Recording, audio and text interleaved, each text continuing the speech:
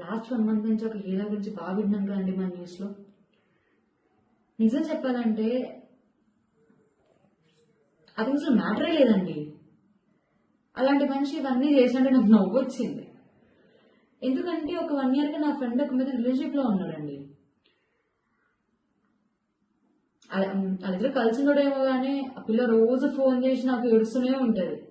ఎలా అంటే ఇద్దరు ఒకటే పిల్లగా పడుకుంటారంట, ఈయన మాత్రం ఇంకో పక్క తిరిగి పడుకుంటాడంట.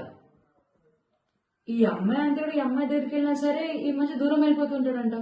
ఒక ముద్దు లేదు ముచ్చట లేదా అని చెప్పి ఏడుస్తూనే ఉంటుంది ఆ అమ్మాయి నాతో.